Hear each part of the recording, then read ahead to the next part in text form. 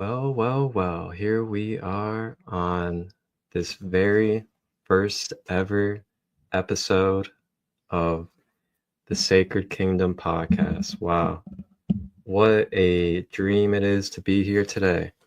And I gotta say, ladies and gentlemen, thank you for tapping in and tuning in, whether you're live in this space or watching the replay. I just want to give my gratitude and thanks now for this adventure that we're about to embark upon together as a community. And a lot of you guys may know me already from the content that I go live with. I'm Marcus Crystallite, founder of Sacred Light Healing and Wellness. I'm also a member of the Sacred Kingdom community. And I am just like so full of abundance and love to be able to be here tonight to share space with other Sacred Kingdom community members and to be able to talk about, the really, really tough but really important conversations in the world that just really need to be talked about. And when I say talked about, I don't mean anything specific. I don't think it should be a certain way. I just think it needs to be talked about. The things that we're going to talk about throughout this series. And our first one, we're going to be exploring a very deep topic that is definitely going to dig in to our layers. And we're probably going to be feeling some emotions, feeling some energies. And the intention is to bring awareness and also, along with that awareness, help bring people empowerment and enlightenment about these different various topics. But this will be our first topic for episode 1. Today's Sacred Kingdom topic: navigating abuse and manipulation, claiming our power, having boundaries, healing, and empowering.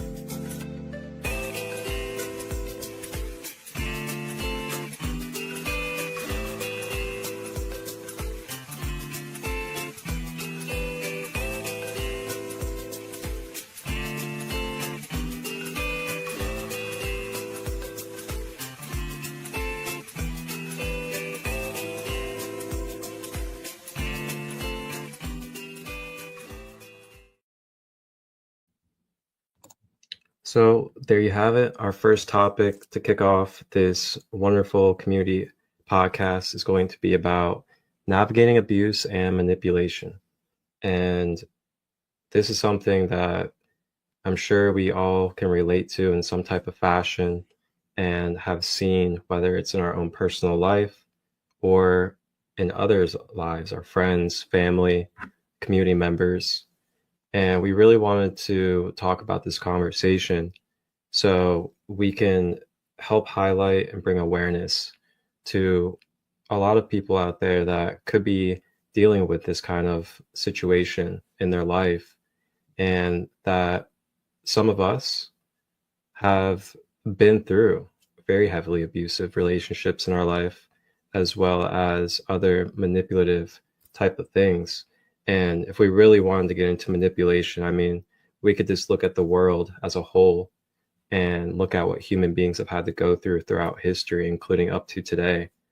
And, whew, man, yeah, it's going to be a good one. So, joining us on this first episode, we have our good sister Jen. Jen, good to see you over there.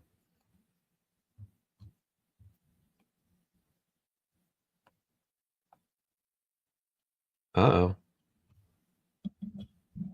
I don't hear anything.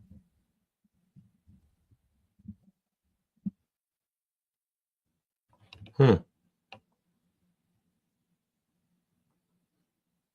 Did something happen to your mic?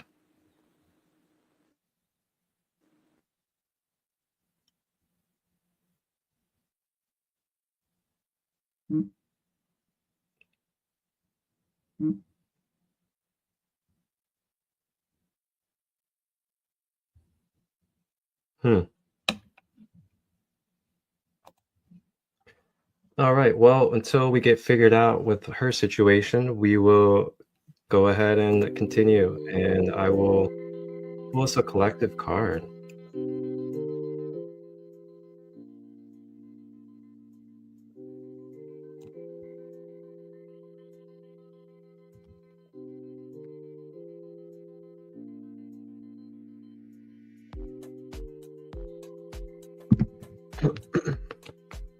So the deck that I will be pulling from for our collective will be the Light Language Oracle.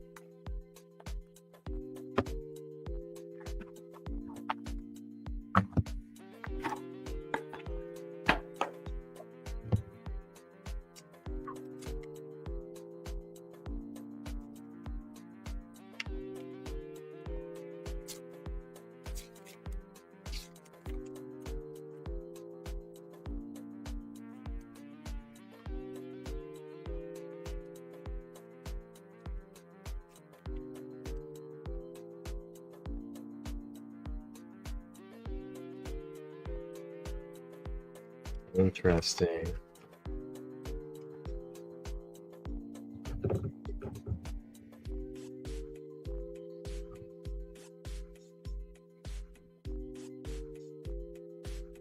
We have Spirit Guide Nathaniel.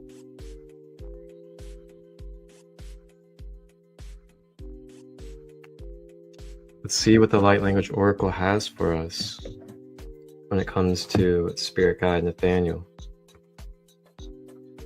It's number 24 for everybody out there that likes numbers.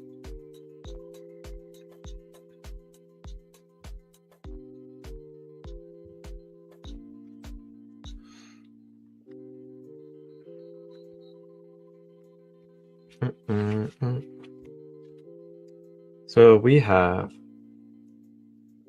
Starseed and Divine Masculine. Welcome back. Hey, I am still having trouble with the audio on this laptop, so if you'll bear with me for a second, I'm going to see if I can get it to work better. That's okay. That's You can hear me? phone, but it wasn't working. I can hear you on the laptop, but then I'm hearing it through speakers that need fixed. So let's Okay. see. Let me check the audio settings.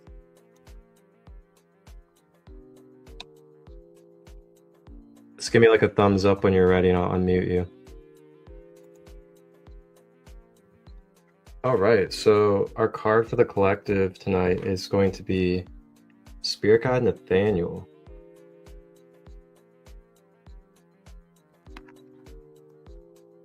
And Nathaniel represents Starseed and Divine Masculine. So it says here, Nathaniel brings forward the energy of compassion. He is fluid in physical self and is highly intellectual. His thought patterns are always on display and allow him to be honest and upfront about his point of view, which is not to offend others, but to help them understand how he sees things. Nathaniel's message is that in your present situation, honesty is paramount. No matter the outcome, this is the card you must play. Put your thoughts into words and allow those around you to understand what is happening in your thought processes. He reminds you that not everyone is good at reading body language, or that perhaps your poker face is quite good. Either way, speaking your truth will help the situation find a way to resolve itself. Wow, I mean that's a very good compliment to go with this topic today. As, you know, speaking your truth, being vulnerable, those are very key elements to navigating these type of situations in life. So that is Spirit Guide Nathaniel again for everybody.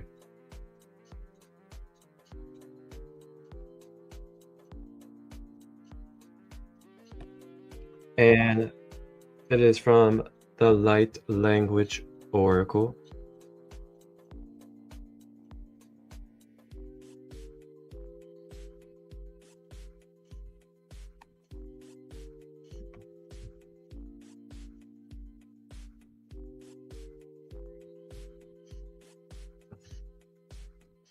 So I'll let you guys process that for a moment.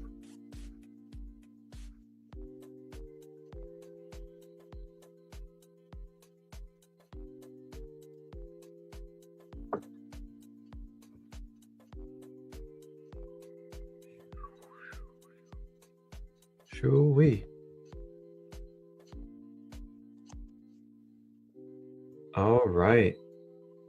So let's go ahead and dive into our topic for today. And this topic, navigating abuse and manipulation. Hoo-wee. Wow.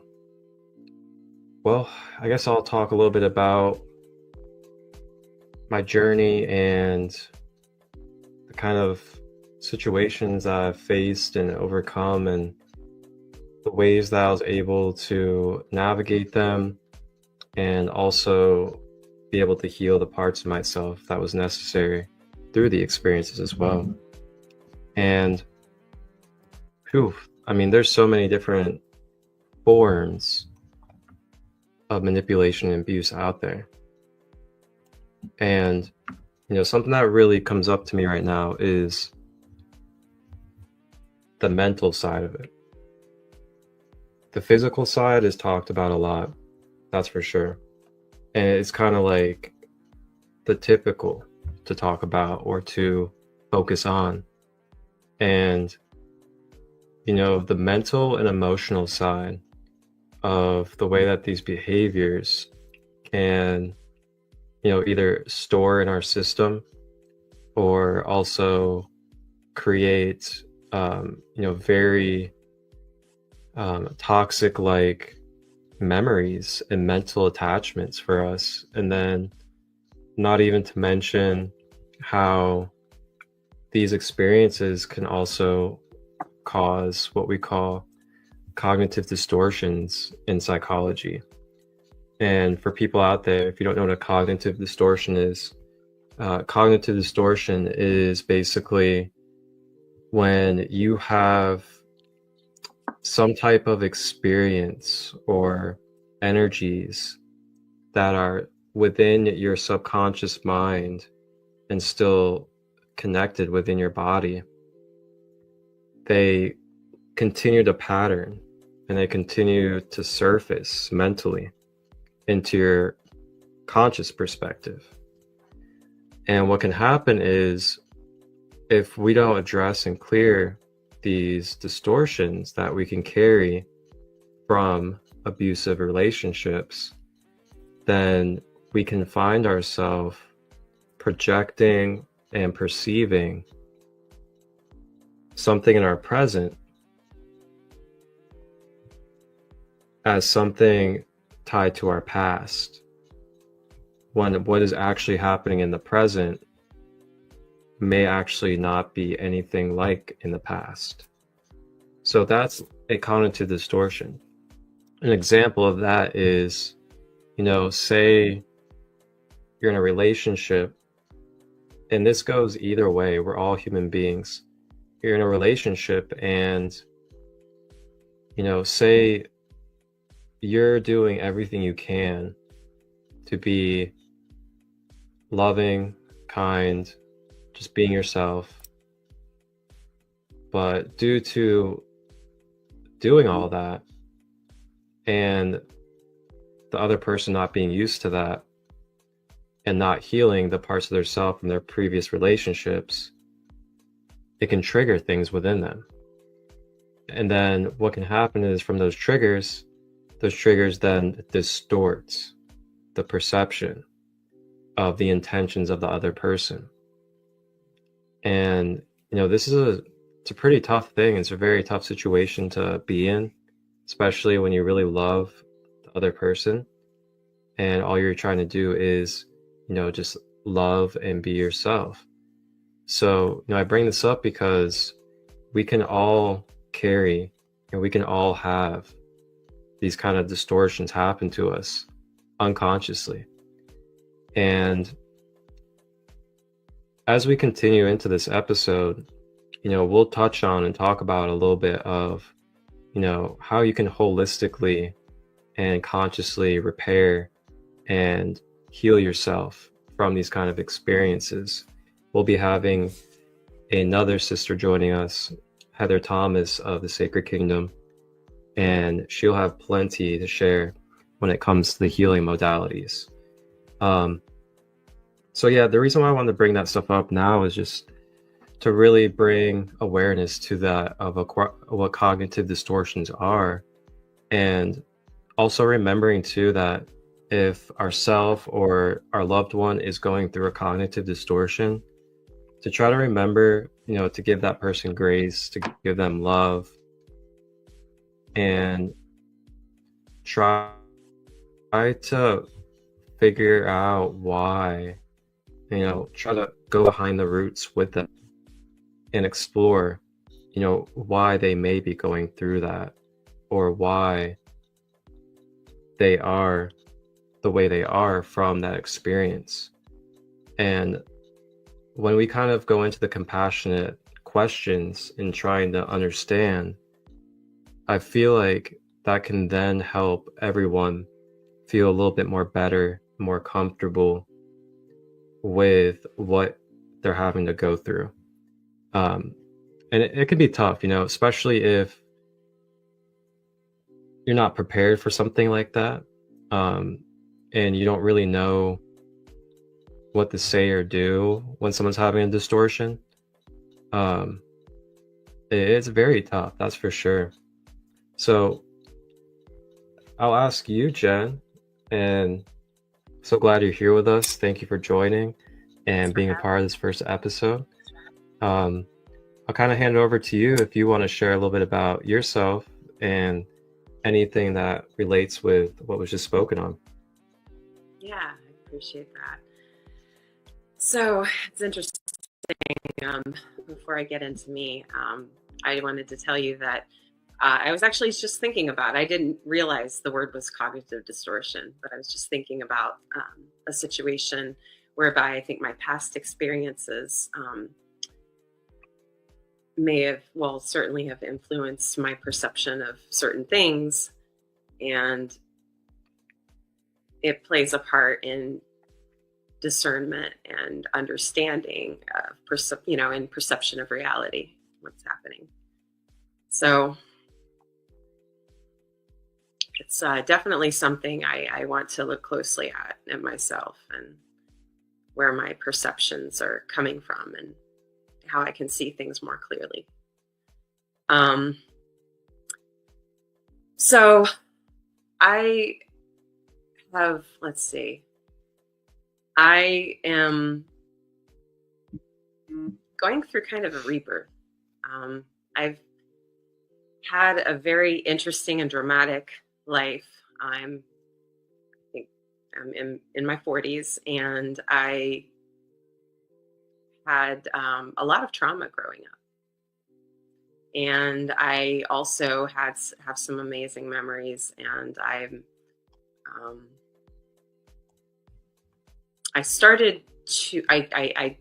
had a pretty typical life for the most part until 5 years ago.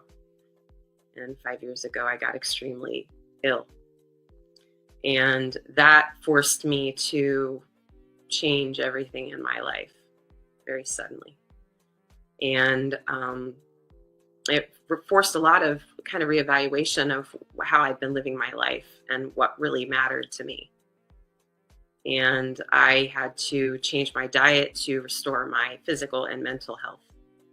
And that really helped me to see that, yes, trauma plays a part in certain experiences in life, but so does what we put in our bodies and what we surround ourselves with, how we live our lives. It's just such a holistic thing. And when I was younger, a big part of the trauma that I experienced was related to abuse. And it wasn't particularly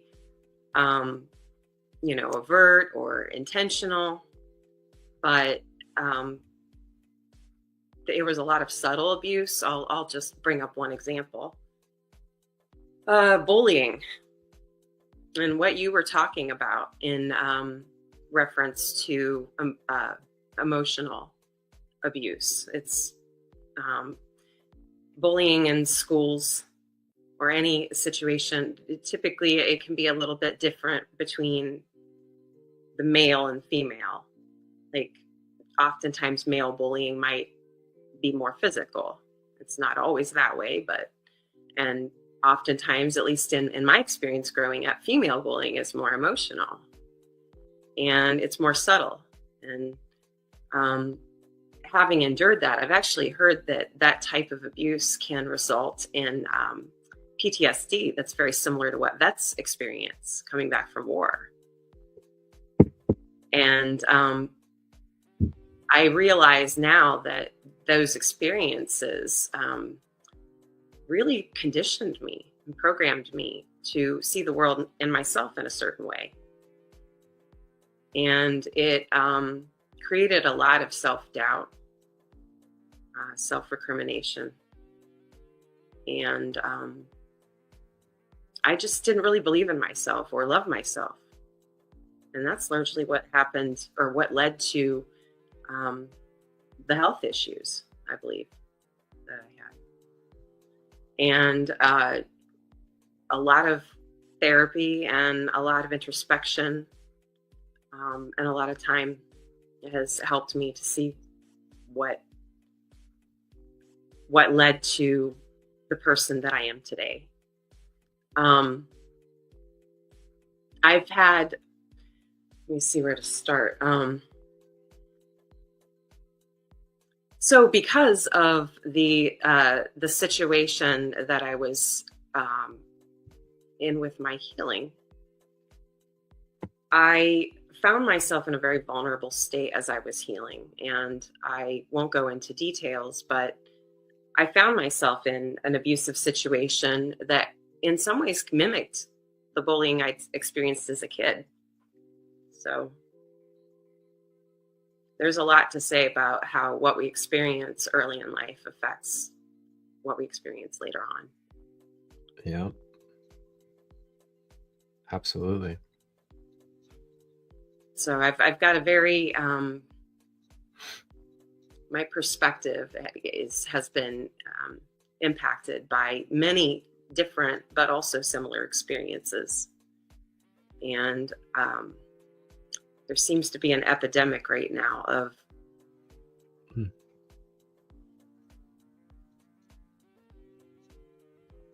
people with similar stories of having been taken advantage of or treated really abusively.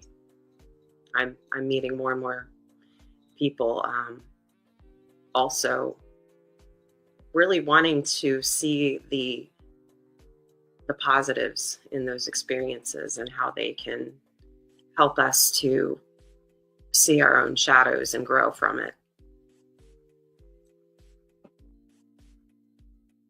So it's been quite a journey so far. And I was very much impacted by this subject matter when I had a friend back in in 2013. I was extremely close with, and she was abused, and her life was taken, and it was suspected it might have been by someone who was abusing her. It's a cold case. And it after that happened, it actually really impacted me in many ways, a lot of people. And I think one of the biggest lessons that I learned from that is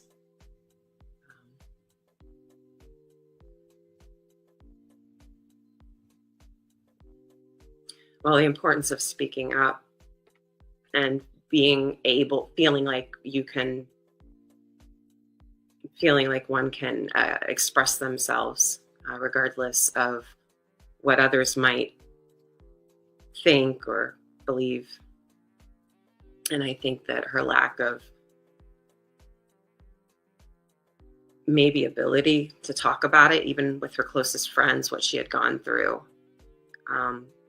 obviously it would have contributed to a lack of awareness of her need of support. And anyway, after that, I realized I have a really strong passion to help people to avoid those types of things.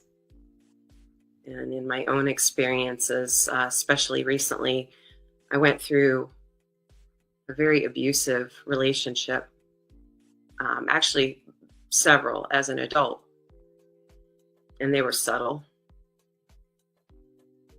And the most recent one impacted me a lot, and I've been healing from it. So I'm extremely passionate to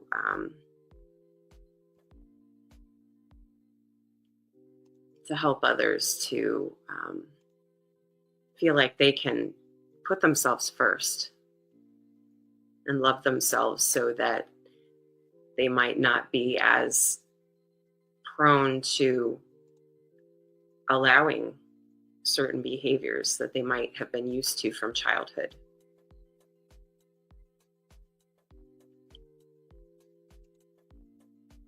Yeah.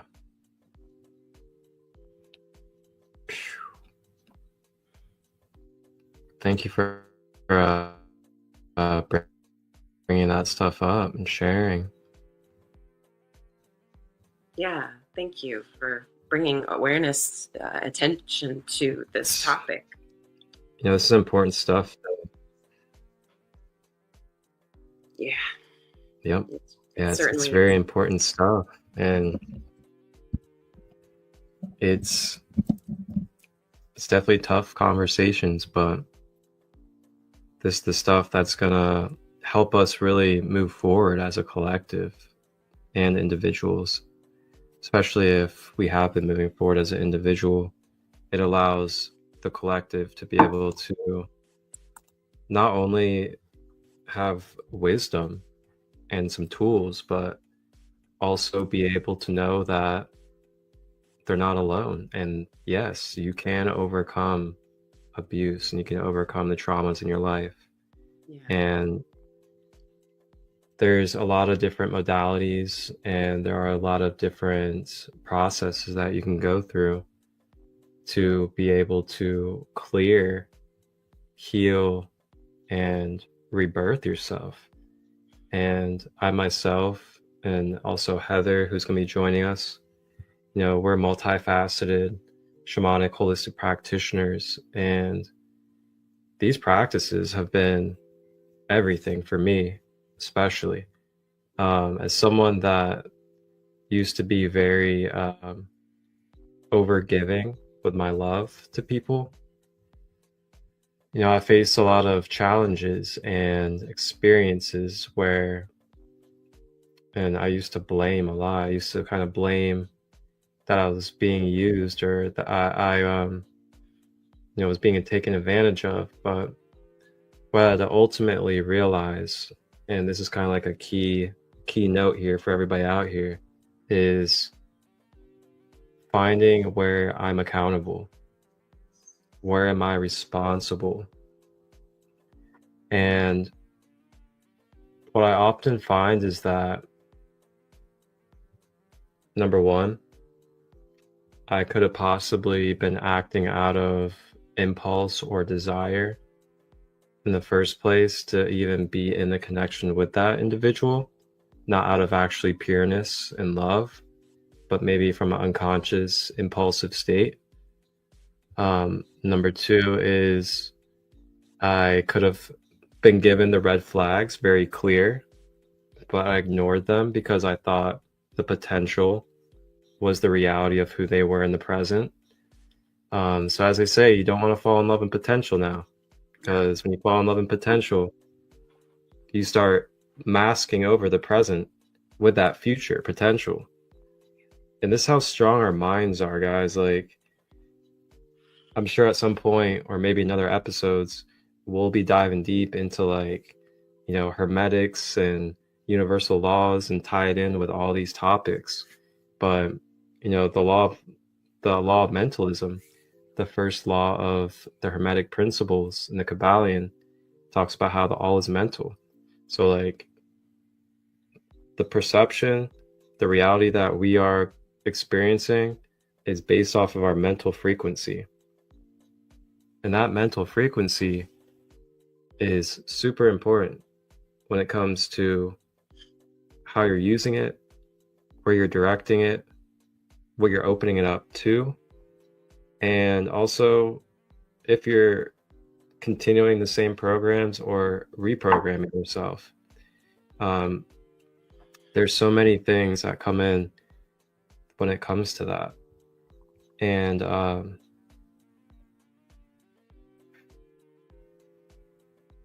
I'll take a moment. All the things are just like flowing.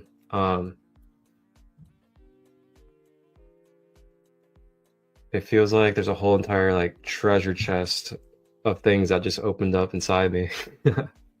Wow. Yeah, I've been feeling that. Accountability. Yeah. So one of the biggest things for me when it came to not only healing, but also being able to stop patterns is from just, digging my teeth in and just owning it and just being accountable for the position I've put myself in. And, I will admit it. There's been so many times in my life where I did ignore the red flags because of potential, because I wanted to be the one to guide that person to their best and all these things. And I just ended up really getting lessons from that for sure. And I'm grateful for those lessons now because, it's made me so much more wiser and much stronger with my self-empowerment. But along with the accountability, it's also been, inserting practices and routines in different ways to recalibrate my being. So it's like, I don't know if there would really be steps or stages. Maybe we can even come up with our own. Like, here's a 5-step program of, healing yourself from abuse or something. That would be pretty amazing, actually. But I feel like one step. Go ahead. Oh, I was just going to say, I met someone today who has one. Oh, wow. She's actually got a, well, it's specifically for survivors of narcissistic abuse. Oh, yeah, yep. At the expo. She's got yeah, like a class, like one of those online classes, so you can. Yeah. So I haven't investigated. I just heard about it. It's neat. That was today. Yeah, everybody, man. We were in Columbus, Ohio. We're local in Ohio, and we went out to a couple events today, actually, in Columbus. And it really felt like the spring opening energy. It was just like so beautiful. But we went to the Columbus Gift of Light Expo. So that's like a holistic health expo, new age type of stuff. Super beautiful. Like, we met this guy. He was one of the most amazing channels and people that connects with the Ascended Masters. He was super cool. And then a lot of other beautiful souls there as well. But yeah, it's an interesting time right now. It feels like, I don't really like to call it the split because I don't really see things as a split, but it's becoming very transparent to me that, as they say, the water separates from the thickness. Like, you can really tell like what's rising to the top of the surface and what's kind of sinking in density. And this can segue us into such great conversation for this world right now, because there's like choices that we have, and these choices are crucial on the timelines we want to be on individually, because we got to remember too that we have the individual self and the collective self, and the timeline that you're on individually isn't going to be always the timeline that the whole entire collective is on. So, you know, with all this talk that we have been talking about so far, we see a lot of this happening in the world right now. These type of behaviors, abusive, manipulative, controlling behaviors. And it has gotten to a point where I know for my own self, I've had to just really draw lines and just either, you know, take the spaces that I need from individuals that want to constantly project or constantly deny whatever it is that you may share because of the type of person that you may like or whoever it is that you support. And it's so wild right now to see so many find it okay to now do these behaviors onto others, all because they support one individual in this world. Like, how does it make it okay now to do all this abuse and manipulation upon your fellow people because you don't like the person that they support? I mean, goodness gracious. And just on time, look who it is.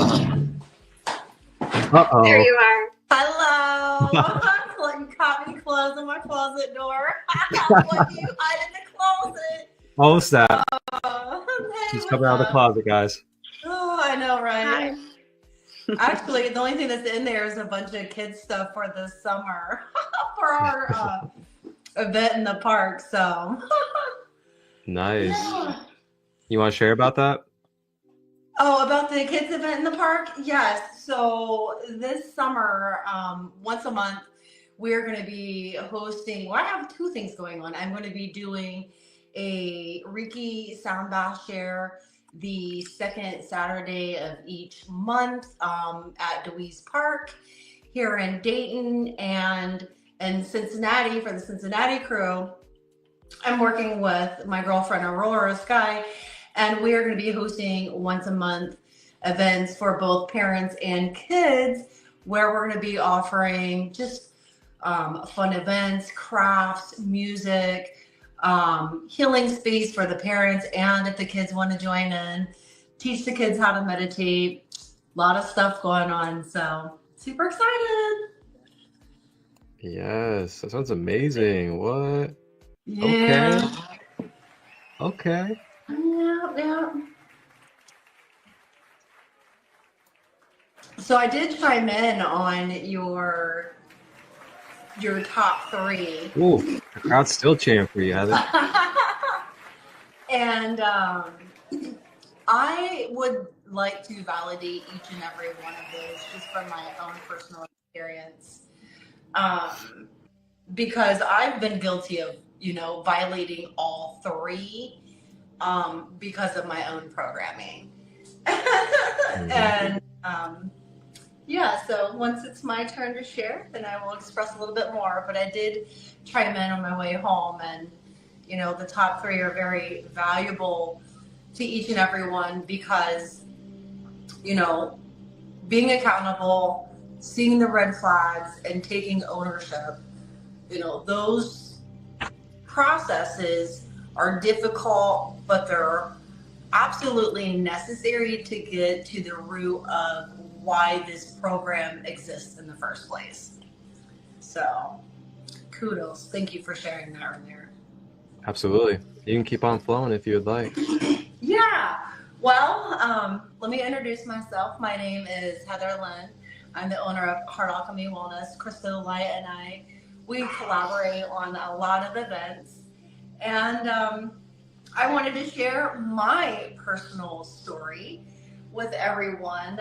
And to be quite honest, some of the events are fairly recent. And initially, when I started the healing journey, well, let me back up. So I was with a gentleman for 7 years. We've known each other for 35 years and started off as friendship, and then we got into a relationship. And the beautiful thing is there were lessons, and I was able to see the value in the lessons now, today, much later. So there is light at the end of the tunnel. So pretty much, we had a pattern of, one, I wasn't fully committed because I knew something was wrong, but I couldn't quite put my finger on it. Okay, because I was being love bombed. Every time that I would get really close, I would get love bombed. And this pattern continued. So, but once I realized that I was being love bombed, then I had to learn new skills, because not only was I being love bombed, but then I started being violated and actually purposely triggered to see exactly how I would react. So it actually became an orchestrated event. So what do I mean by that? Anytime that we would get into an argument and he would say whatever he needed to say, all the nasty stuff. And then when it was my turn to speak, I would have the camera in my face, and it was there to suppress what I was going to say, to hold everything in, because I didn't want these videos out there. So I'm throwing this out there, owning it, because some of these videos were not my highest self. And so with that said, I understood that there was manipulation and there was love bombing, but I also knew that there was something bigger to this story. So that led me to start doing QHHT, right? Because I was like, what is this connection, man? Like, I can't cut it. I was like, I've done the rituals, right? So at first it started with getting my shamanic certification and learning how to cut ties and navigating the void and being able to go to the web and, learning that I had to go to the root of the problem. Well, the root of the problem was not in this lifetime. It stemmed here, but this was just a continuation of a story that began long ago. Not going to go into that, but this is how energy works. And I teach emotions. So anyway, QHHT taught me to see through the void. It taught me one of my modalities, which was QHHT, and how to teach people how to read their emotions, right? Because I had to read my own. I didn't trust anyone because of my programming when I was younger. Went to a psychologist or a psychiatrist, whatever you want to call it. Not for sure which is which. Don't. So anyway, they violated my trust. They told my mom everything that I said. I felt violated because I was old enough to keep that in confidence. So from that moment on, it was really hard for me to open up to people. So during this journey, QHHT allowed me to start putting some of the pieces together, and I would see these similarities in this lifetime. And fast forward to this most recent past year, okay, because we did this back and forth. I love you, you go away for 6 weeks and come back. We did this. I'll move in with him, I would move out, cost me a ton of money every time. Like this most recent time was like 10 grand I spent in like 2 months moving. That was my lesson though. Hey, there's always a pearl, and there's always a beautiful diamond or a lesson in everything. But anyway, September, we were broken up for 6 months. September, he came back, and I really thought they had done the work. Like, he came back in that form that's like, yes, I'm open and I'm vulnerable. Okay, but since I've done so much shadow work, and my 5-1 profile was literally here to magnify everyone's stuff, and when you do the work, you magnify that back to other people that haven't done the work. And then they either project it back, or it just causes strife or conflict because you're no longer in alignment, right? Because one's healing and one's staying in the same. One's not growing.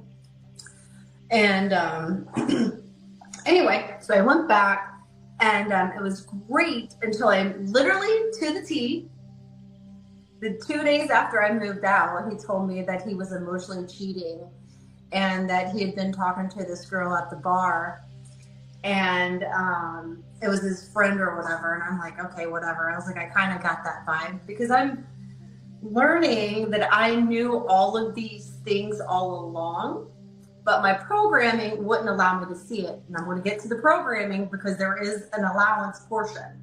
Okay, but you got to get to the nuts and bolts of what happened first. So I moved in. 2 days after I move out, he's like, hey, gives me this bomb plus a whole bunch of list of other stuff. And I'm like, okay, we can work through it. What do I do? I just spent $5,000 to get out of my lease. This was, middle of October. Well, after that, the harder I tried, the worse it got. And I'm in a transit where my Saturn was conjunct my moon. And what that was saying is that I need to start fixing things, okay? Which taught me astrology. Why do I know so much about astrology? Because I had to learn it in order to figure this case out. With my 5-1, I'm like the investigator, like, okay. But everything works together, though, is what I've found. Like, the universe works in a mysterious way, and all of these modalities and all of this energy and the astrology are essentially giving us the same thing, but in a different flavor. Just depends on how you process the knowledge. So anyway, with that said, is that I'm not supposed to overgive. Well, I had that gut feeling. This is where accountability comes into play. So my sacral chakra started going crazy, right? I was like, And then I dropped a crystal on my left foot, which is my feminine, right there, which was meaning I'm not moving in the right direction. Right? And it was cutting to the bone, and I was getting all of these messages from my body, but, my little desire, my vision of what I wanted. See, this is why I love when you said all three, because I want to get to all three of them. Okay. So when my desire didn't match my reality, I was like, damn, what do I do? Because I'm 5D, 5G deep. I just moved. Now I know all these different things, and I'm not a victim, but I'm going to go truth and transparency. Literally treated me like a dog every night, said that my emotions made him feel sick, and that pretty much that I was ugly because I needed affection. And all I was saying is, hey, we need intimacy. I see what's going on, and if there's no intimacy, this goes back to me shining that light, and then he's projecting all the things that he can't be accountable for himself. He's saying all these things to the point that he even said that he was going to have the girl at the bar, I'm going to cuss here, she's going to beat my ass. And then you know what I said? Bring it. I was like, do you see my light sword? I was like, fucking bring it. I was like, because I'm not afraid. Not afraid. And I literally said that. I was like, and I stood my stand. And I mean, honestly, I could feel the energy in the room shake, because my energy is, since I am learning to work with energy and cultivate my own essence and stuff, when I command something and you violate me and take my weakness or my kindness for weakness, you know, my lioness was like, don't do that. Don't disrespect me. You know, I understand we're going through a lot, but this has gotten out of control to the point where you try to call the cops on me, try to, you know, hid my stuff. You know, one day I was doing this because I would have to close my eyes because with my Pisces moon, I absorb the room. I absorb all the energy. So I had to learn as a technique to close off my sight, because as soon as I start seeing that smirk in your, you know, on that mouth, or those just, you know, the linguistic behavior, right? Because everything speaks the language in a vibration, right? And I'm picking up on all these cues. So I have to shut off some of my senses so that I can start channeling my own energy. And anyone that's a Virgo, you know that when, you know, once you get to that point, you know, we'll just cut you off, pick you up, and put you in this energetic boundary. And then you're only going to see us from afar, because we have to separate our energy because we are so overgiving. You know what I mean? And a lot of people take my giving, you know, people were taking advantage of it, but this was a pattern. Okay. So how did I get there? Right. And then I did move again. And that was another $3,500 plus another $1,500 with all, you know, appliances, blah, blah, blah. So it was like 10 grand in like 2 months, plus all my other expenses. Plus I was paying him rent. So I was paying I paid a year's worth of rent and still have to pay rent. But I was divinely guided, and I was taken care of. And I told myself that I would fix this hurdle, not fix it. I would surrender and allow the process to take place, meaning I would fix myself, not the situation. I would heal myself. Yeah. We're not going to put any more energy into that. So, and Virgos were hermits. So, and anytime a Virgo goes in, that's pretty fierce because we're so overgiving and we're so open. But I had to shut everything down. Like I had to go in. There were 2 days because I was triggered so bad by the other girl, right? And I'll tell you why. Because every man in my life has used other women against me, and this is why. This is where past life regressions come into play, and this is where accountability comes into play. It is because I went back to the root. So I'm going to go way back to the root of where all this began. So in the initial lifetime, I was someone of superiority, and I was a man. And during that time, men had multiple women or partners, right? Because that was their job. They had to spread their seeds so that the heirs would continue to come in, right? That's just how it works. And she was my secret lover, or my forbidden lover, right? Because I was married. In the eyes of the church. And I was super young too. I was like 14, 15 years old, you know, when I go back, because back then you had to have kids young. And long story short, she had a miscarriage because they were trying to take over the kingdom by having this illegitimate child and come in and take it over later on. And it sounds kind of like a lot of energy of what's going on. But again, this is why this is relevant, because there's a lot of this energy that's being creeped up right now that we're here to heal, right? Because this goes back in our lineage too. So anyway, had a miscarriage, and then something came about to where they came in and overtook my kingdom, and I had to watch her die. And I was so angry at her, and I did not forgive her. Did not forgive her that lifetime. So for this entire life, I was angry, and I escaped my responsibilities. I scapegoated it, right? So, and it wasn't I scapegoated, it was just I was so hurt and devastated that I didn't know how to come back from such a severe thing. And I didn't live much longer. You didn't live that long back then. You know, with that kind of hostility, you don't live that long. But with that emotional echo print, okay, and I'm just going to go over a little science here, okay? So emotions store in our myofascial tissue, okay? Our body is made of what, 75, 80% water. And so our emotions store in our water, and they create emotional echo prints. And the emotional echo print is basically the RNA taking a snapshot of this emotion, and then it starts duplicating it. Okay, so it's just taking picture after picture, just plotting the same emotion everywhere until it starts sequencing into the DNA.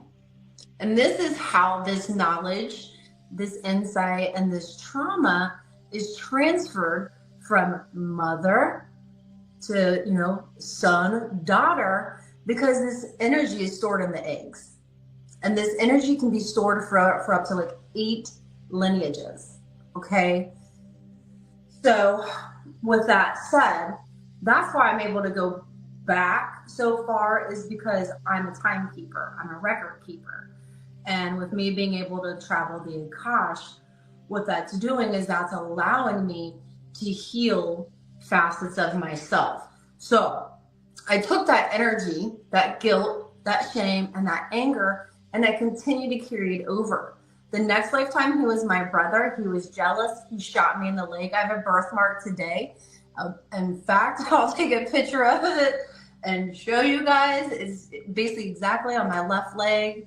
The next lifetime, he was my son, and he watched me get choked out and murdered by my ex-boyfriend this lifetime, Scott. And what happened that lifetime is Scott continued to abuse him. Okay, hurt people. So one thing we have to realize, and people don't mean to hurt people. It's just stored in our DNA. And these emotional echo prints, because all of a sudden the RNA is just duplicating this pattern, and it keeps looping on and passed along in the DNA. And it's our conscious mind hides it so well through the veil, right? Because we signed up to forget, the veil of forgetfulness. That's my belief. I'm not pushing my belief on anyone else, but I believe that we, have a veil of consciousness. And so, long story short, the next lifetime, I finally figured out the last link. And pretty much it was because I had forgiven all the other lifetimes, right? And I'm like, okay, we're getting ready to do this. We're going to finally be able to be together. And then I kept getting these cries when we were sleeping together. Because again, when you're sharing secret energy, and with being a shaman, when we're sharing this energy, and I hear sacred sounds and I work in the void, this is the practice that I do. I would hear weeping, and I was really triggered. So all the things that were going on, like with us going back and forth and us calling the cops on each other and just all the threats and the potential, like literally the last night that I was there, I asked him, am I safe? Because I knew that every lifetime that he had killed me. I mean, and it was a legitimate question. Are you going to hurt me? Are you going to hurt me? And he was like, no. He was like, I love you. And he was like, I'm sorry we're going through this.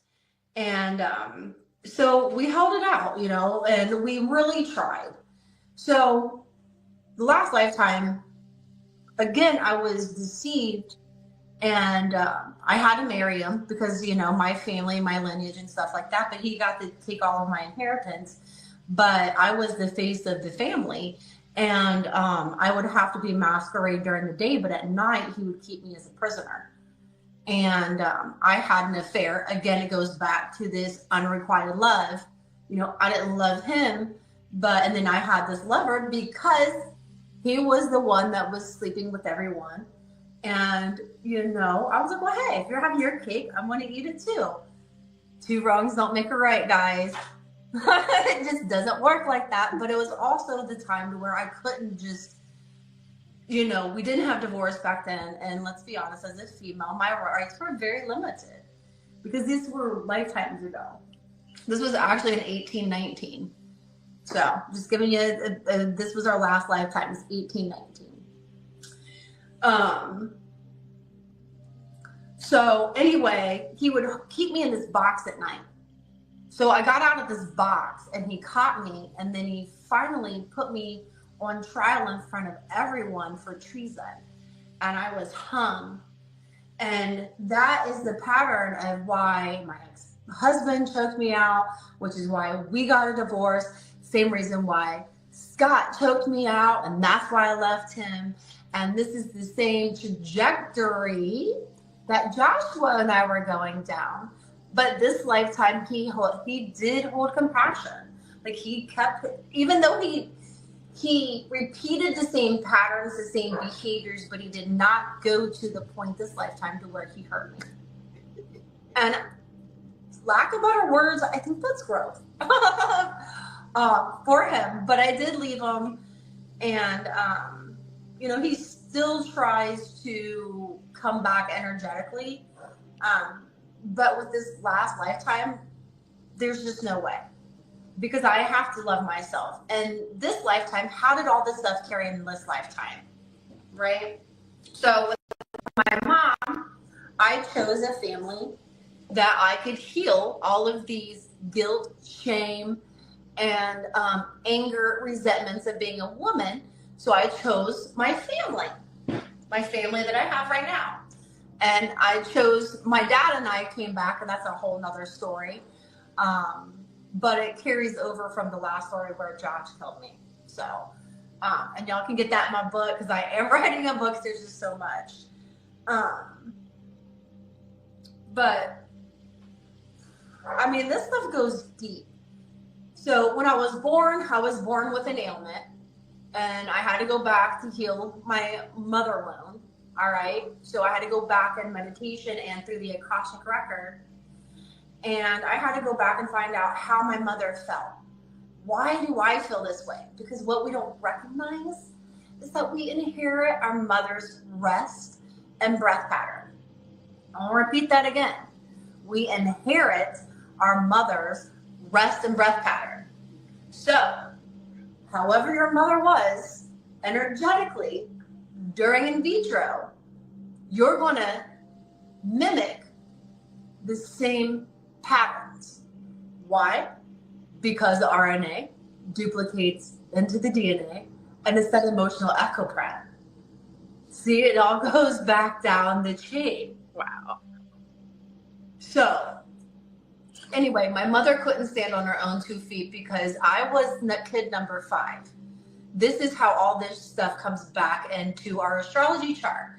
Okay, and we'll get to that on the tail end. But anyway, so my mom couldn't stand on her own 2 feet because she had 5 kids. So I took on her ailment, and I manifested my toes being back to my shin. So my feet were like this, right?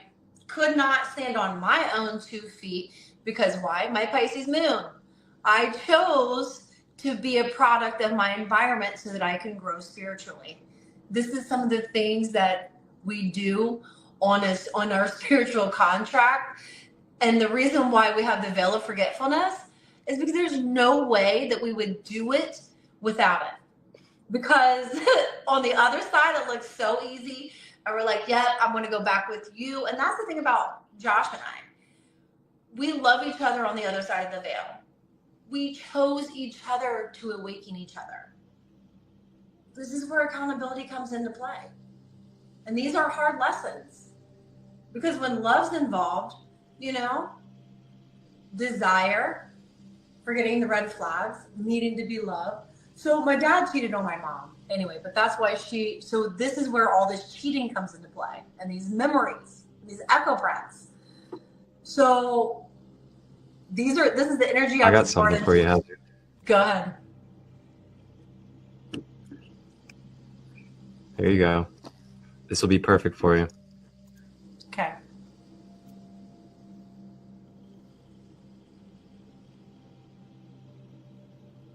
This is a great compliment to go with your talking. Yes. Yes. Yes, absolutely. So, and that is what I didn't recognize. Welcome, Andy. Is that we were sharing, hello, Hi. that we were sharing this information. Well, anyway, at the very end, the cries were myself, by the way. I didn't know if I told everyone that, but the cries were myself. That was myself in this lifetime where I was in this box and I was weeping and I was hearing my own emotional echoes through the veil and my dreams. Because I was getting premonitions in August. I had a premonition that the world was ending, like literally. And in the dream, I would go to the ground and I was like, I'm an infinite being. I'm just going to come back. I was like, I'm love, I'm light. And then I would kick out of the dream, but it kept repeating. Well, now what I was being guided is to surrender. You know, that I had to go through this process. Like I had to go to the very edge. You know what I mean? Like to the very last minute. Because had I left sooner, like my pattern of keep leaving and stuff like that, I wouldn't have gotten the knowledge. So sometimes we have to, as a light warrior, we kind of have to stand up to the fear. And at the end, I took my power back. When I would close my eyes, that would irritate him and make him shapeshift. So, it was just lovely.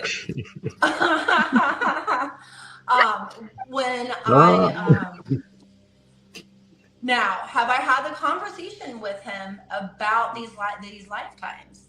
And the answer is I've tried, and he really doesn't want to hear it. And I have to honor that. But I know on the other side of the veil, we signed up for this and that we love each other and that it's all in love and it's all in light. And that we chose these lessons to be a part of Mother Gaia's awakening. And this is our contribution by choosing love. Him not killing me was a contribution, man, because we both survived. I mean, for real, that's a win. You know, these are soul lessons. And I make light of it, and I know and I have to, because if I had PTSD from going in and out. I've done a lot of shadow work. And let me say something else too, and I love your picture. So when you have multiple sexual partners, okay, because so when we would go in and out,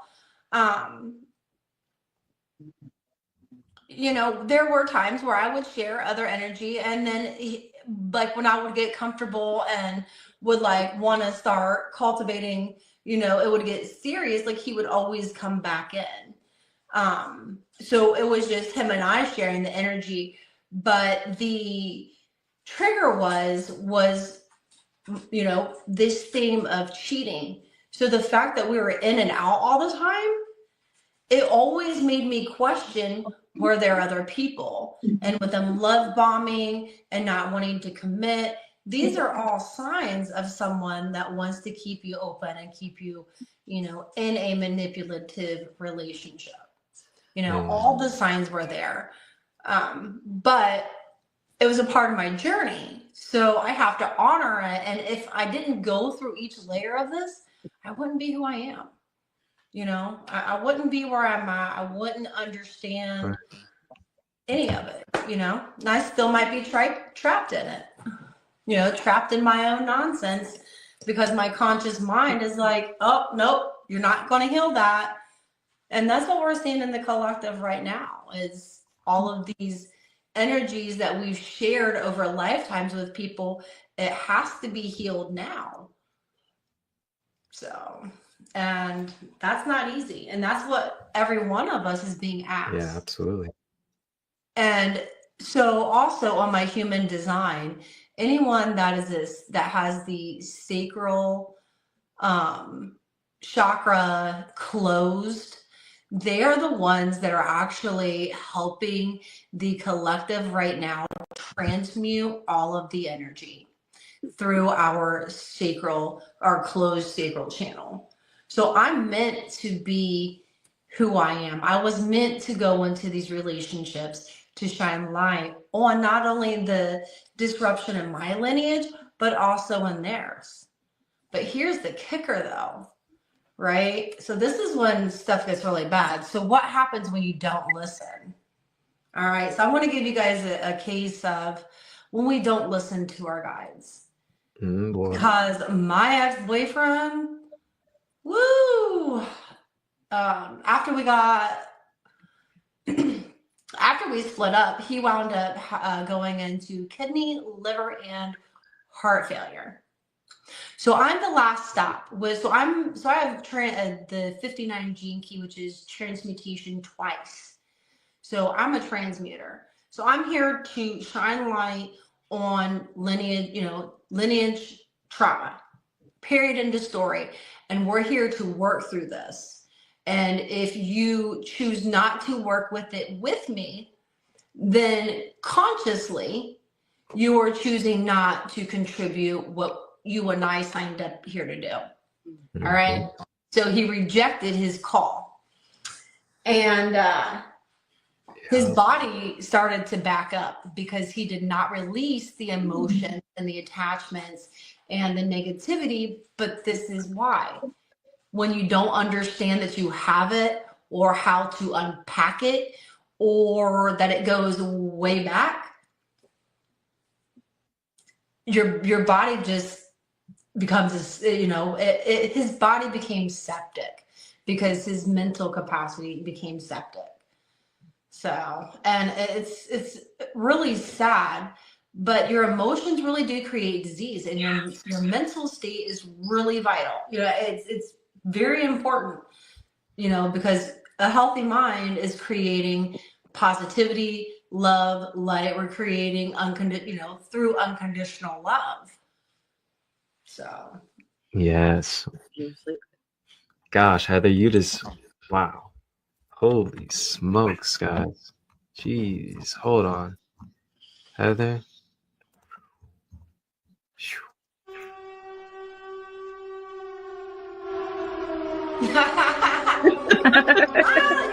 Ooh.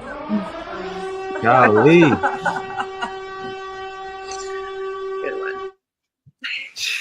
Man. So, and this is also a forewarning. I also cannot have any further. I've been guided. I'm not allowed having any relationship with anyone unless we share spiritual sacred energy, because of the depth and the capacity that my soul can read emotions. Like if I'm absorbing your stuff and I'm hearing shit, and I've got to go through, figure out who you are in my past life. We're not doing that lesson no more. Red flag, you got to go. But I've also been guided that I've done my contribution of my inward work, and that I'm here to share and to teach others. So I'm very excited to hear that, because that shit was a 15-year journey. 15 years to go through this whole process of unpacking. Oh, and then I found out why I was holding the attachment. So when I was younger, my dad, I was in the bathtub and I thought he had a heart attack because him and my mom were having emotions, and I made a pact with myself that I would always take care of the men in my life. And one of the full moons, when he triggered that, I had to go in and face that wound. And had he not told me that and threatened that he was seeing someone else, and my jealousy was just like, la, la, la, I would not have found that niblet, which basically allowed me to disconnect completely, because that was the last piece of the pie besides that last lifetime.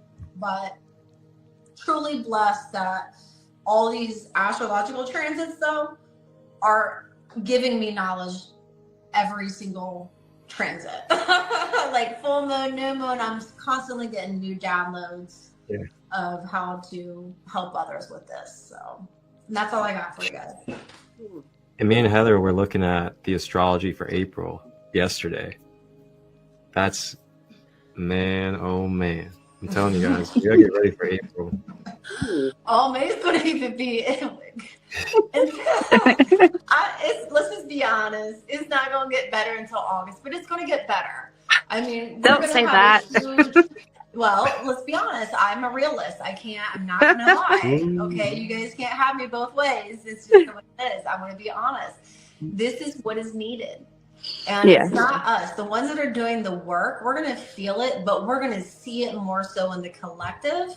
Just like today, I saw this kid hanging out his window like, I was like, dude, let me get out of their way before they start shooting and shit. I was like, let me just, I was just praying to my guys, just let me get out of the way.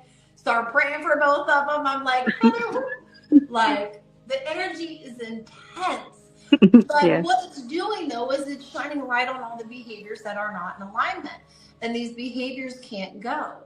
And we also need to let our fellow brothers and sisters know that if we choose not to straighten up, we don't get to come back. We got to go. We get stuck in the 3D. You don't get to go to the 5D, and Earth is going to be a 5D planet, so you don't get to come back here. You got to go somewhere else, guys. So better do your shadow work. So guys, if you look here, I have it on the screen. April 16th, Mercury enters Aries at 0 degrees. 2 days later, Mars enters Leo at 0 degrees. 1 day later, the Sun enters Taurus, then Mars in Leo trine Neptune and Aries at 0 degrees. And Uranus is in there too. Uranus is in there too, though, because you got Mars and Uranus already. Yeah. Or Taurus and Uranus. We close out the month with the 27th, with the new moon in Taurus, but also Mars and Leo opposite Pluto in Aquarius. And then to close out, both on the 30th, the last day, Venus enters Aries at 0 degrees.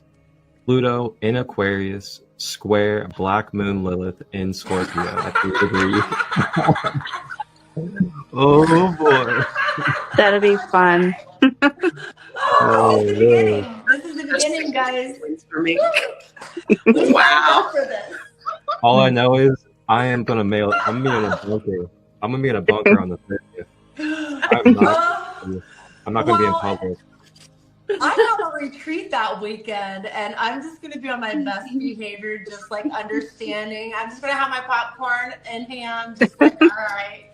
But it should be beautiful energy, though. So I am going to I'm going to go review the astrology, and I'm going to work with my guides so that we can work with some of the planets in a positive light, so that we can bring a positive spin to it. So that's what I'm trusting is going to happen, but who knows what's going to happen with the people that come, though. You know what I mean? It's like it's fair game. I have boundaries now, though. I'll pull out my light sword and start stomping it down. Like, I would.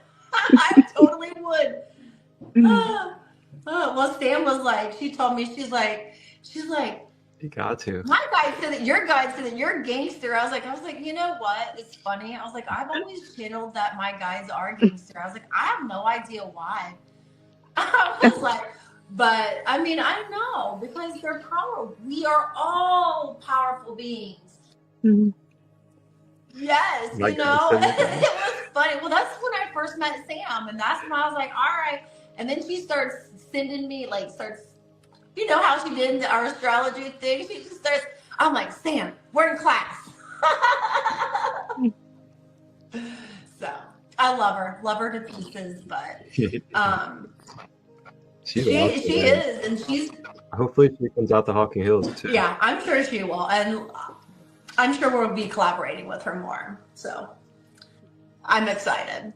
But I'm excited for this shift, but it's going to be excessive, and we have to keep an open mind and space.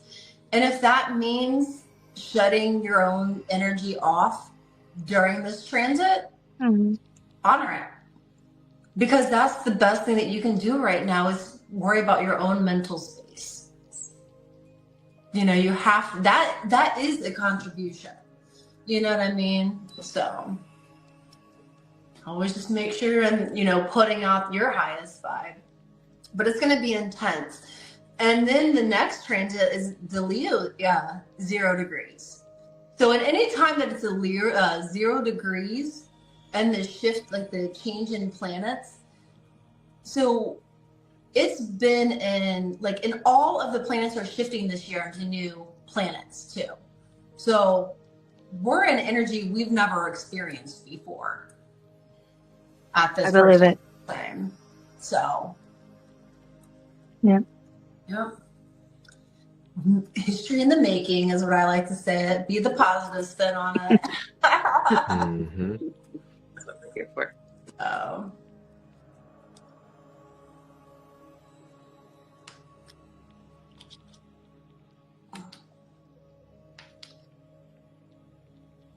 All right. How are you, Mandy? I'm good. I'm just taking in everything right now. I'm frozen. Oh man, if you were listening to me, it was probably a lot to digest because I go pretty deep. This is why, because one of the patterns that I had was protection. And I would hide my light because remember the first lifetime they wanted to take my power. That's my witch wound, right? If I were to say, that's my wound. And so I hid my light. And so being vulnerable and open is something completely different. But once I got over the fear, I'm like, might as well just tell it all. I mean, it started with my family though, because I'm come from a family of healers. My nurse, my mom, my aunt, my sister, they all are nurses, my niece. So it's in the family. But of course, I have to be the change. I'm like, right. Let me read your emotions. And I read my stepdad, and my mom just kind of looked at me and was like, okay, but it was my first time saying, hey, disease is more than the medication you're feeding them. And it can be healed on various levels. If you understand their root, or at least the chakras that are out of alignment, and you work with that energy, you have greater odds of, let's be honest, it's best if we do maintenance versus trying to actually take ourselves out of the fight or flight. Because guess what? When we find out we have a disease, we're in fight or flight. Right? That's our initial response. And you're not in a healing capacity at that point, especially if you're giving your power away to, the doctors waiting on their news and stuff like that. It's really traumatizing too on the mental state, because it really doesn't allow you to go into the parasympathetic, which that's where you actually heal yourself. You have to be in your rest and breath. Right. So yeah. A lot of people don't want to go there either, So well, I think a lot of it is what I've come to realize is that part of the programming is we can't slow down because we're in a scarcity mindset. Absolutely. That's the problem. One of them. Yeah. Yep. And that was one thing I realized, because I worked in corporate, and I at the end I was like, I can't keep doing this, right, because it's taking my life source. And I'm like, I can my guides, and I knew it was coming. I kept getting intuitive hits that it was coming to an end, and I'm like, all right, it is what it is. I'm in my Virgo's in my South Node, so, and it's eclipse season. Anything in the past that doesn't align with me now is gone. But any of my gifts that I've mastered are also being cultivated now too. So it's kind of awesome, the duality of, the light and the dark, and how, the blessings of the seasons and all this energy and, shifts is really making a difference. Yeah. Yeah, there's a lot going on. Wow. So I got an activity for us. Okay. And I think it'd be really awesome for the collective. And this activity is a whiteboard activity. And I was thinking we could maybe together as a community here, each share different mental boundaries and healing modalities, and then emotional modalities and boundaries, and then physical modalities and boundaries. And we can just make a nice list on a whiteboard on the screen share for the collective to be able to see visually. as well as listen to us as we talk about it. What do you guys think of that? Yeah, let's We can do do it. that. Oh, awesome. I'll get a whiteboard up for us. Yeah, and hang on one second. I'm going to go grab my charger real quick so my phone don't die.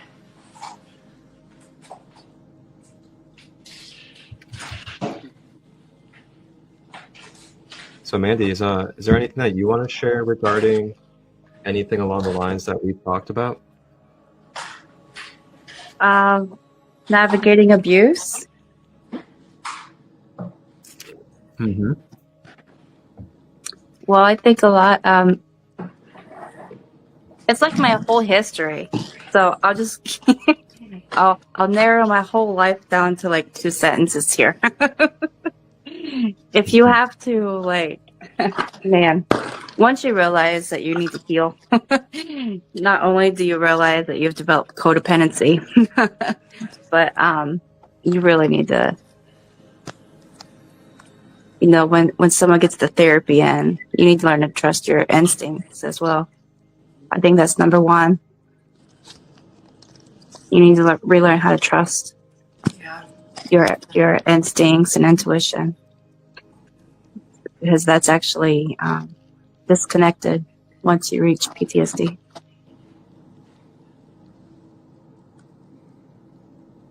I can validate for that because actually I did a test. It takes about 6 weeks doing with shadow work. Mm. And that's why you see all the somatic releases for 30 days. It's about, you know, Mm-hmm. minimum 30 days, it's about 6 weeks. So it's not an easy process either.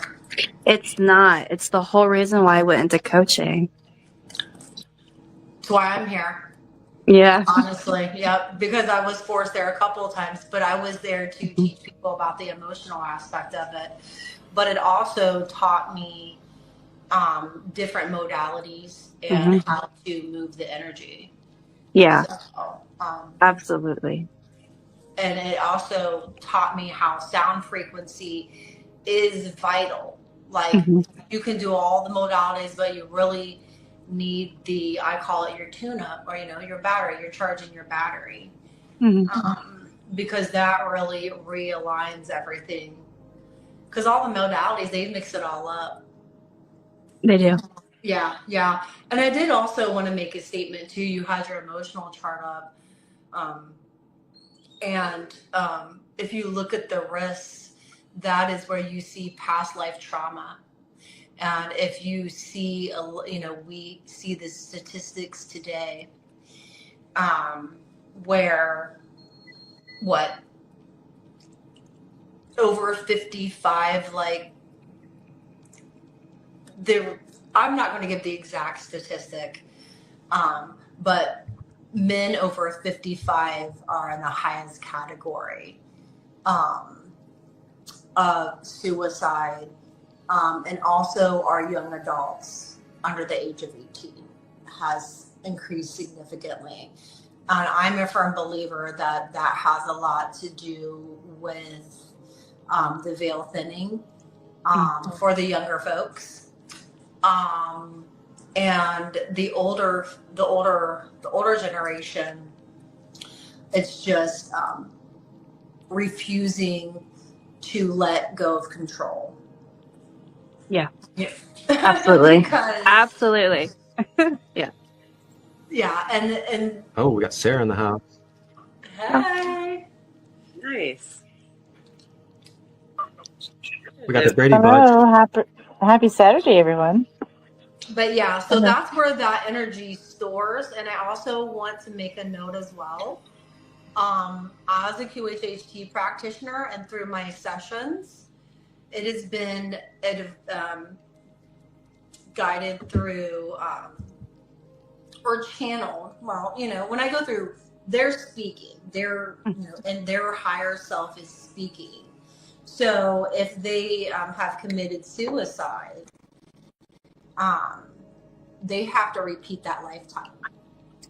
You don't get out of the lesson. Nope. You don't get out of the lesson. What happens is the next time the lesson gets harder. So, but I did want to mention that that's where that energy stores. And that's the most common place where they're naturally guided. And it's because that's where that is what's impacting them. It's not stuff from this particular lifetime. There you go. Yeah. So right where I think it's number 12. There's the wrist. Yep. And it Wow. shows past life trauma. Wow. Yes, you can zoom in. Can you zoom in on that? Let's see here. Here. Which number? 12. Life struggle. Hang on, 22. Hang on, 22. Oh. Is it 22? Yeah, I was gonna say the 22. Is it? Yeah, it's 22. Childhood trauma with men, childhood trauma with women. So, and remember, energy stores in our myofascial tissue, which is our RNA and our DNA, and this is echo prints from our mothers that is passed along. Okay? So this stems over from previous lifetimes usually, and it's usually the energy, all right? And it probably carried over into this lifetime, just like my ailment did with my feet, with my mother, how I absorbed it, and the energy that my dad was cheating. So you see how we automatically attract things to heal. So we don't get out of our lessons. And I did just want to make note of that. So that's all I have. Let me go get my dogs real quick. Yeah. Wow. Wow. That was okay.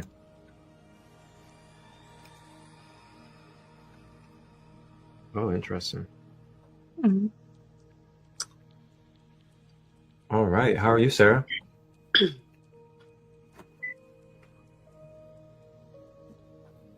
I'm doing great. How are you? Oh, I'm great. I'm just living the dream. Oh, well, I hear you. I'm having I got a whole bunch. I got a pallet of fresh strawberries I'm cutting up. I'm going to use in recipes. I got a whole pallet of strawberries for $8 organic. Oh, That's a good price. Whole pound? A whole pallet, 8 containers of them. You know, the little clamshells or whatever. 8 of those for $8. Oh, nice. I know. I don't want to talk about my strawberries, though. We have much more important things to talk about. Vitamin C in that. I mean, Oh, yeah. strawberries. I mean, Strawberries are awesome. So- there's something I saw on this this diagram. I'm gonna pull it up. This diagram here. Oh my gosh, I feel like we should definitely touch on this. So spiritual abuse. Ooh, okay. Yes. Would anybody like to start that discussion right there? Spiritual abuse. Mhm. But That- him and that was kind of what him and I were going through.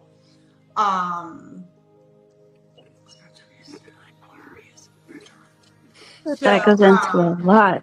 More or less, my beliefs and of being with one person really kept me in a controlled, was easy for me to be controlled, essentially, because I was, my belief was, you get a divorce, you're going to hell. That was number one. I was Right. going to hell. And I actually had one of my customers come in. She was a Jehovah's Witness and said I was going to hell. And I literally looked at her. I was like, look, my ex-husband was an alcoholic and he choked me out.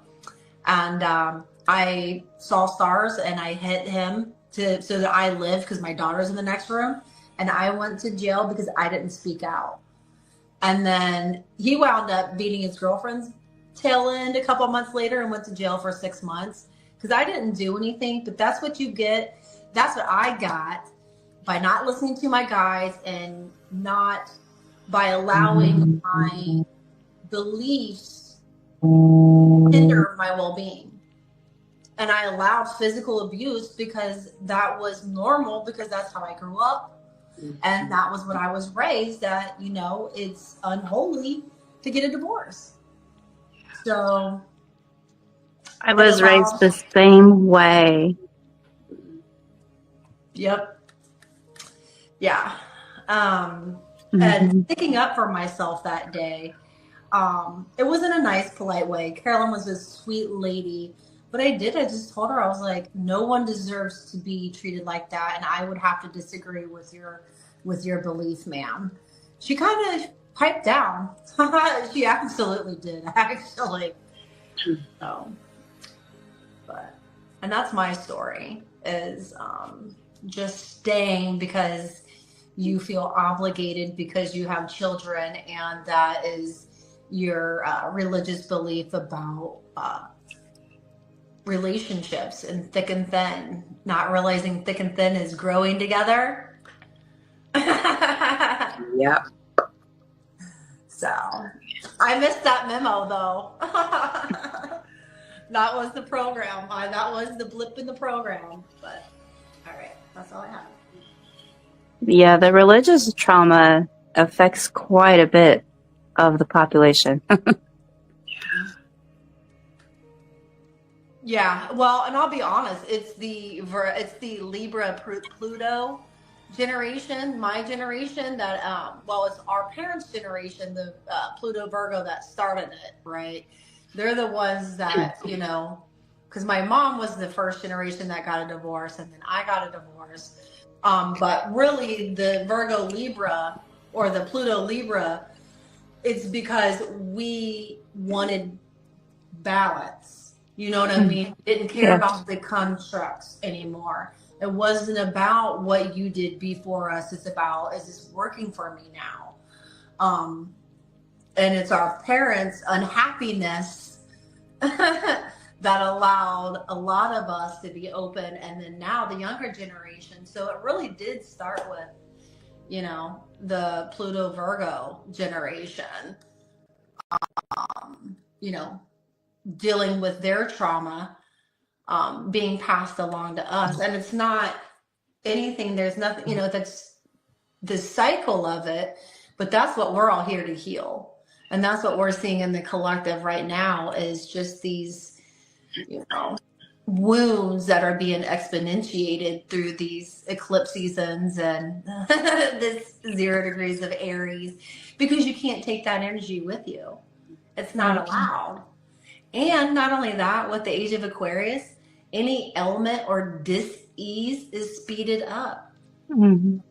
So your manifestation, you know, you can't think like that. You know, it's just not supported of where we're going. So.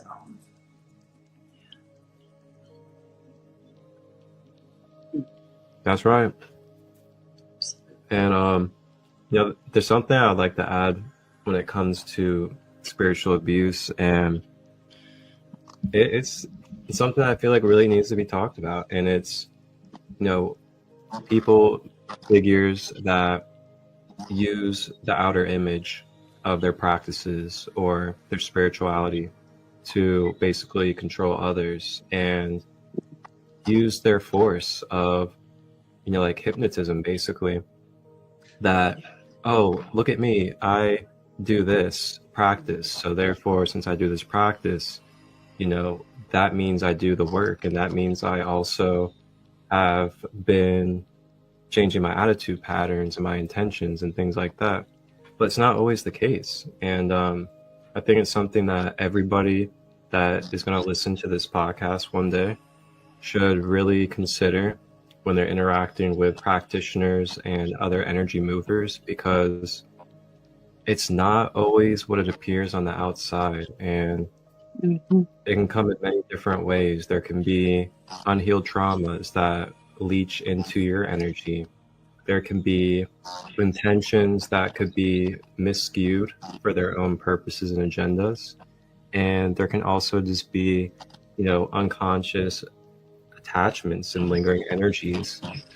So, I want to bring this up for everybody out there because I find it important that everybody's aware of what they're consenting to and what kind of energy they're allowing into their field that's going to alter their whole entire, mind, body, soul complex.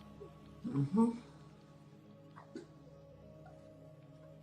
Yeah, there are many cases of, the predators who are offering healing disguised, Mm-hmm. Oh, nice, Luna. She says she's going to be talking about that tonight here in about 13 minutes. So yeah, we'll be closing out here in a few minutes. And wow, I mean, we were going to do the whiteboard maybe next time. I wasn't really finding a good resource for it. But is there anything else that anybody would like to touch on before we close out tonight regarding any of this topic? It could be about like a boundary, a tool, a strategy, anything that you guys feel. I think a good thing I would like to leave here with letting, people know, once you start doubting your reality, you need to look at the one who you're with.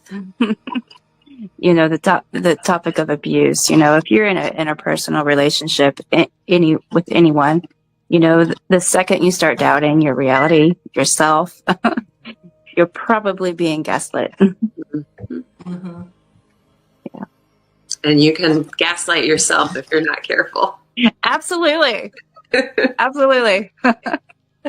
Yeah. They're like, oh, you was with a narcissist last time. Let's amp it up to a psychopath this time. Yeah.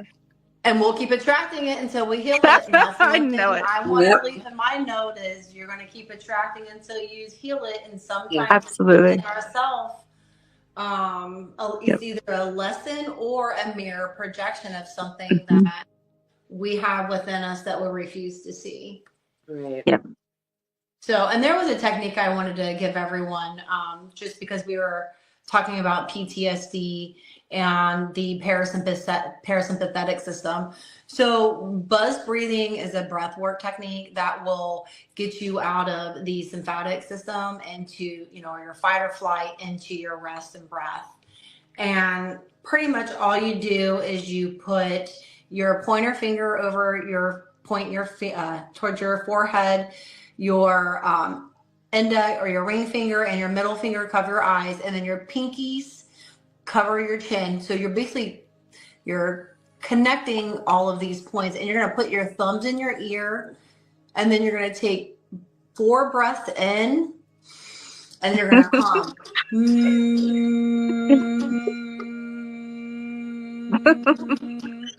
And what this is doing, okay, there's a dual effect to this, okay?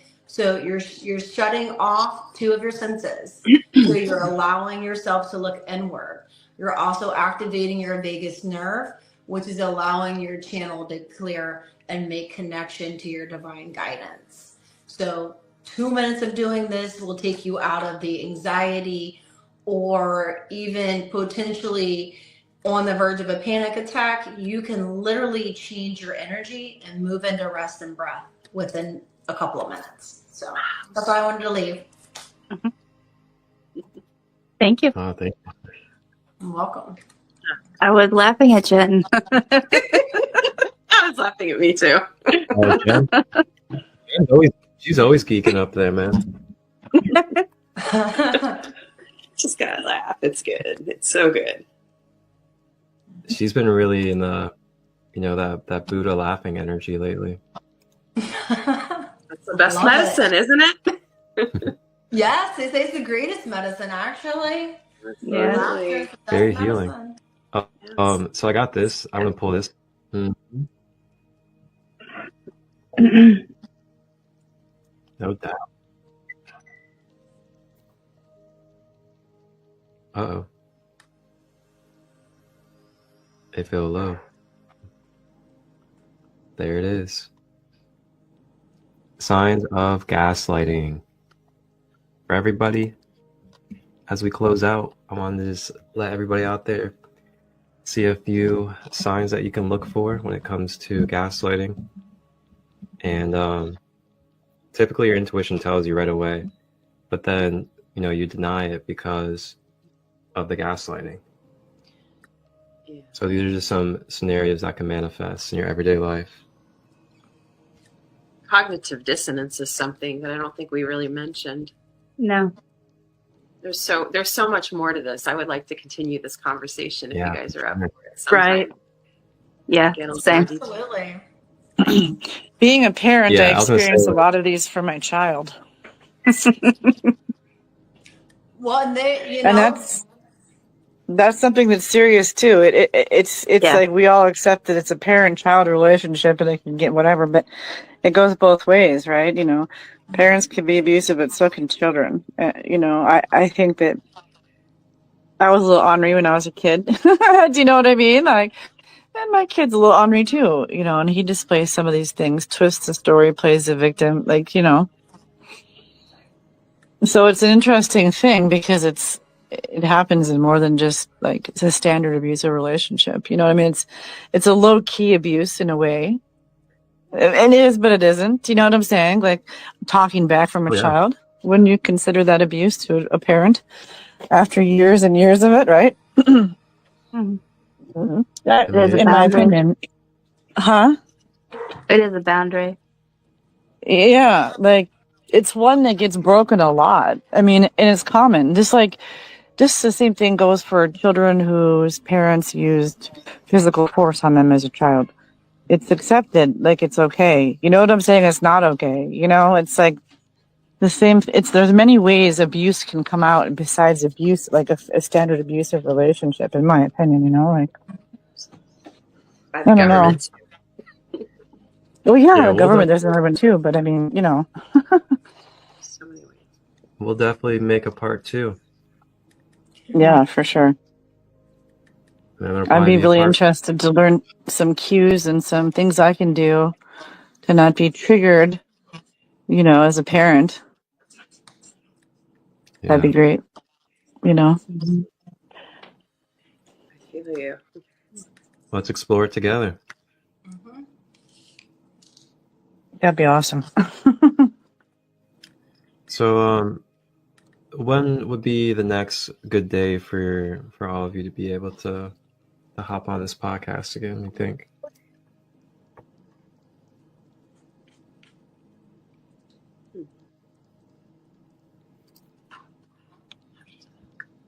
Just let me know when. Yeah. Right. Yeah, I pretty much. My week's different every week. Yeah. My schedule's always different. I was about to hit the Jeopardy music on you guys. You guys were like,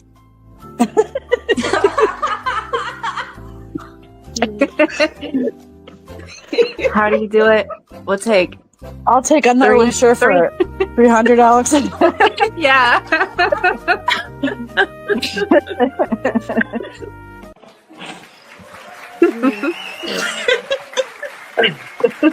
we did it, guys. Episode 1. Yeah.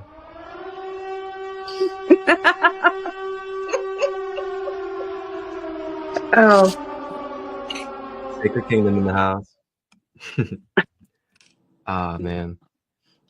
With that being said, oh, my good sister Sydney said, please continue. So yeah, yep. We're definitely gonna keep it rolling. Yep. And everybody out there, I'll give a moment if you guys want to very shortly just kind of close out with how people can connect with you and If you guys want to share your sites, feel free. And whoever would like to start. Well, my site is in the process of completely changing, so I will be able to do that next time, hopefully. Oh, nice. Upgrading. I'm on Facebook and Instagram. You can catch me at Heart Alchemy Wellness and Heather Lynn, or Heather L. Thomas. That's my personal one. It's where I do a lot of most of my work from. But yeah, you can catch me on Facebook, Instagram.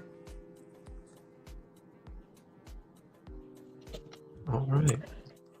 And I mean, I guess I could add in, if anybody listening here now or in the future needs a natural plant-based cleaning, they could always, in Phoenix metropolitan area, they could always get a hold of me on my website.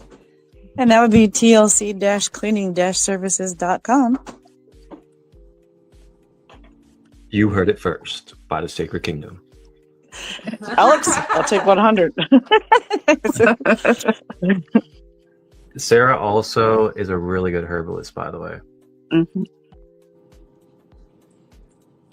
Well, Sarah, I might get with you. Sorry, Crystal. I But Sarah, I might get with you to. Oh, sorry. Go ahead. No, I literally just said, just say it. That's it. Okay. I was just saying, I'll get with you, Sarah. I would like to collaborate with you on some Ayurvedic herbal knowledge. So we'll collab on another note. So. Yeah, that sounds awesome for sure. Definitely. I think we should try. I don't know. Everything does seem different every week, but Oh, all maybe right, if we guys. picked a couple different time slots for the going forward in the future, discuss cool stuff like this, that'd be pretty awesome. You know. All right, guys. We gotta close out so Allie can have her workshop. All right, Oh, one okay. love. All right. It's been great. Bye, everybody. Buddy. Bye. All these beautiful souls. Hello. All right. Wow, that was Well, love nice. everybody. Catch us next week. We'll be live. We'll be doing this a lot, I'm sure. So, love you guys and take care. Have a good night.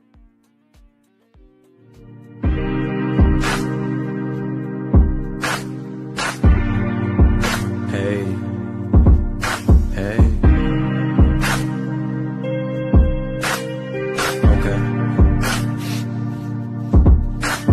The illest to be, no ego, machismo with fuego, kundalini is my payroll, saucy like queso, watch me with a wrist, no watch, only crystal bracelets, yeah we stay lit, we woke, there's riches inside of me, I ain't going broke, yeah we stay lit, we woke, there's riches inside of me, I ain't going broke, they ain't ready for the truth. That's why they still praise the outer influences, just brush off their intuition, never renovating the inside while